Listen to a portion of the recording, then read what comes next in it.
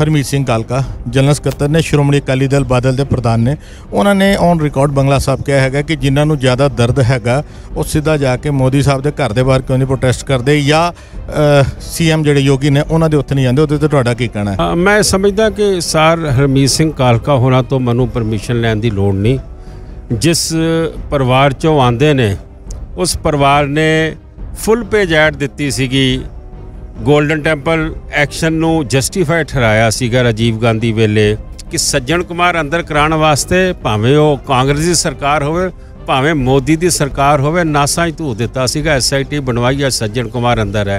84 का मैमोरीअल जाके देखो, पार्लीमेंट के सामने सरकार की छाती ते बनाया है। तुसीं इस स्मारक की गल करदे हो, लखीमपुर खेड़ी च बनावांगे, टीचरां की तनख्वाह देती, ऑर्डर रिजर्व पे है, हाई कोर्ट ने ऑर्डर कर देना कि सारे स्कूल सरकार नूं दे दिते जाण। गुरुद्वारा साहब के अंदर फायरिंग की गई, नकली अतवादी बना के वाड़े गए और पुलिस ने एक्शन लिया। जिवें दरबार साहब के उत्ते हमला होया कि तख्तां दे उत्ते सिक्योरिटी के नाम के उत्ते इस तरीके का हमला जायज़ है? जे बादल परिवार दरबार साहब के उत्ते एक्शन करने वास्ते चिट्ठियां लिख सकदा, इंदिरा गांधी नाल सांठ-गांठ कर सकदा, ये तो बड़ा छोटा काम है। इन्हां लई तो रूटीन है, नखेदी करदे आ, इहो जिहा काम नहीं होना चाहिए। कल तो एक सोशल मीडिया ते भी खबर चल रही है कि ਅਸੀਂ ਗੁਰਦੁਆਰਾ ਬੰਗਲਾ ਸਾਹਿਬ ਤੋਂ ਇੱਕ ਕੈਂਡਲ ਮਾਰਚ ਕੱਢ ਕੇ ਇੱਥੋਂ ਲੈ ਕੇ ਗੁਰਦੁਆਰਾ ਸਾਹਿਬ ਦੀ ਪਾਰਕਿੰਗ ਦੇ ਉੱਤੇ ਕਰਾਂਗੇ। ਮੈਂ ਸਮਝਦਾ ਕਿ ਕਿੱਥੇ ਗਈ ਇਹੋ ਜਿਹੇ ਲੋਕਾਂ ਦੀ ਮੱਤ ਜਿਹੜੇ ਗੁਰੂ ਘਰ ਦੇ ਵਿੱਚ ਅੱਜ ਰੋਸ ਪ੍ਰਦਰਸ਼ਨ ਕਰਨ ਲੱਗੇ ਨੇ। ਅਗਰ ਤੁਹਾਡੇ ਦੇ ਵਿੱਚ ਜੁਰਅਤ ਹੈ, ਤੁਹਾਡੇ 'ਚ ਹਿੰਮਤ ਹੈ ਤੇ ਜਾਓ ਗ੍ਰਹਿ ਮੰਤਰੀ ਦੇ ਘਰ ਦਾ ਘਿਰਾਵ ਕਰੋ, ਜਾਓ ਪ੍ਰਧਾਨ ਮੰਤਰੀ ਦੇ ਘਰ ਦੇ ਬਾਹਰ ਕੈਂਡਲ ਲਾਈਟ ਕਰੋ, ਮਾਰਚ ਤੇ ਲੋਕਾਂ ਨੂੰ ਵੀ ਦੱਸ ਸਕੋ ਕਿ ਹਾਂ ਵੀ ਅਸੀਂ ਸਰਕਾਰਾਂ ਦੇ ਨਾਲ ਟਕਰਾਅ ਰਹਿਣ ਦੀ ਜੁਰਅਤ ਕਰਦੇ ਹਾਂ। वाहिगुरू जी का खालसा वाहिगुरू जी की फतेह। संगत जी साडे नाल सर मनजीत सिंह जी जुड़ चुके हैं, फतेह की सांझ पाने भी जी। वाहिगुरू जी का खालसा वाहिगुरू जी का खालसा वाहिगुरू जी की फतेह। भी जी अज उचेचे तौर के उत्ते तुसीं इत्थे पहुंचे हैगे हो लखीमपुर दे लई। तुसीं एक कैंडल मार्च कह लीए, कैंडल एक शहीदां दी याद दे अंदर एक सम्मान दे लई अज इत्थे पहुंचे हो। हरमीत सिंह कालका जनरल ਸਕੱਤਰ ने श्रोमणी अकाली दल बादल के प्रधान ने उन्होंने ऑन रिकॉर्ड बंगला साहब कहा है कि जिन्होंने ज़्यादा दर्द हैगा वो सीधा जाके मोदी साहब के घर के बाहर क्यों नहीं प्रोटेस्ट करते या CM ਜਿਹੜੇ योगी ने उन्होंने उत्थे नहीं जाते। उहदे ते तुहाडा की कहना है? सीधे तौर के उत्ते तुहाडे अज दे इस प्रोग्राम में उन्होंने ड्रामा करार दिता। मैं समझदा कि सर हरमीत सिंह कालका होना तो मैनू परमिशन लैन की लोड़ नहीं। जिस परिवार चों आंदे ने उस परिवार ने फुल पेज ऐड दित्ती सीगी, गोल्डन टैंपल एक्शन नू जस्टिफाई ठहराया सीगा राजीव गांधी वेले।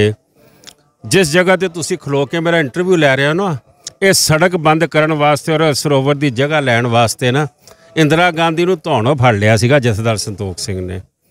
अज जिधर लंगर देखते पे हो ना जी, ये लंगर वाला पासा 1962 च पंडित नेहरू दे बांह फड़ के जथेदार संतोख सिंह ने साइन कराया सीगा। जे मैं अपनी गल कर लवां कि सज्जन कुमार अंदर कराने वास्ते भावें वो कांग्रेस की सरकार होवे भावें मोदी की सरकार होवे नासा ही धू दिता सीगा। SIT बनवाई है, सज्जन कुमार अंदर है। 84 का मैमोरीअल जाके देखो, पार्लीमेंट के सामने सरकार की छाती ते बनाया है।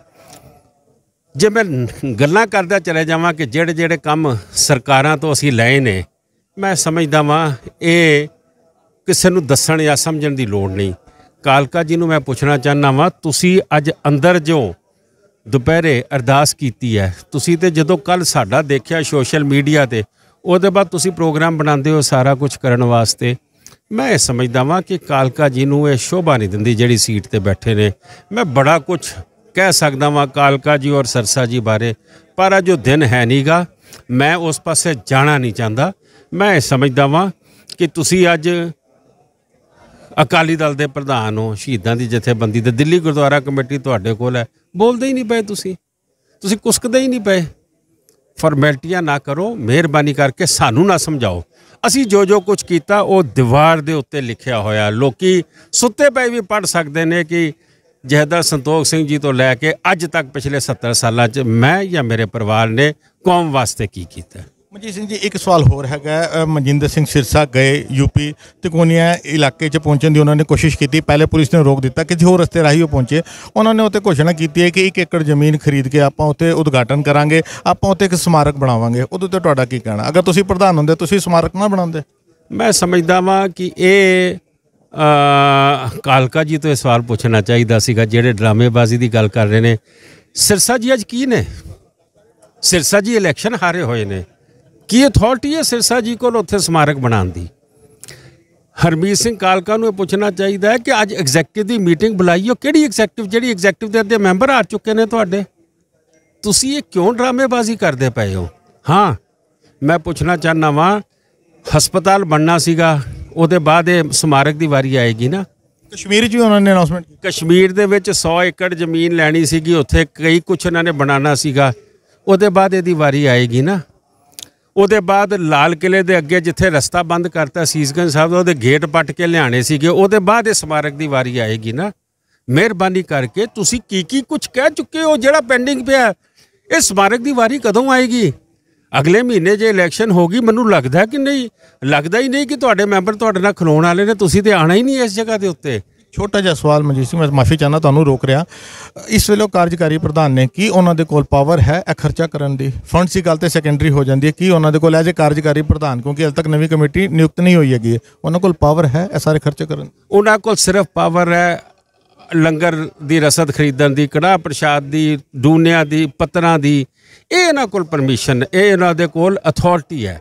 ਤੁਸੀਂ ਵਕੀਲਾਂ ਨੂੰ 30 ਲੱਖ ਰੁਪਏ ਪੇਸ਼ੀ ਦੇ ਰਹੇ ਹੋ ਆਪਣੀ ਪ੍ਰਧਾਨਗੀ ਕਾਇਮ ਕਰਨ ਵਾਸਤੇ। ਤੁਸੀਂ ਜਿਹੜੇ ਮੁਕੱਦਮੇ ਛੋਟੀ ਕੋਰਟਾਂ 'ਚ ਮੈਂਬਰਾਂ ਦੇ ਖਿਲਾਫ ਪੈ ਰਹੇ ਨੇ, ਉੱਥੇ ਵਕੀਲ ਜਾ ਰਹੇ ਨੇ। ਮੇਰਾ ਖਿਆਲ 1.5-2 ਕਰੋੜ ਰੁਪਏ ਤੁਸੀਂ ਵਕੀਲਾਂ ਨੂੰ ਦੇ ਚੁੱਕੇ ਹੋ।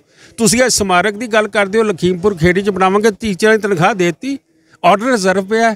ਹਾਈ ਕੋਰਟ ਨੇ ਆਰਡਰ ਕਰ ਦੇਣਾ ਕਿ ਸਾਰੇ ਸਕੂਲ ਸਰਕਾਰ ਨੂੰ ਦੇ ਦਿੱਤੇ ਜਾਣ।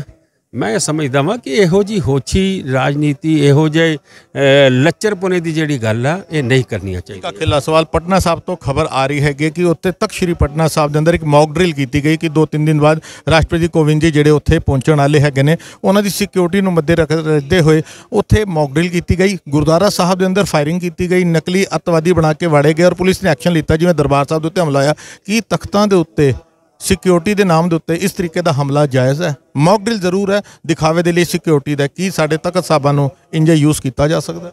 ਮੈਂ ਸਮਝਦਾ ਵਾਂ ਕਿ ਜੱਦੀ ਪੁਸ਼ਤੀ ਕੰਮ ਹੈ।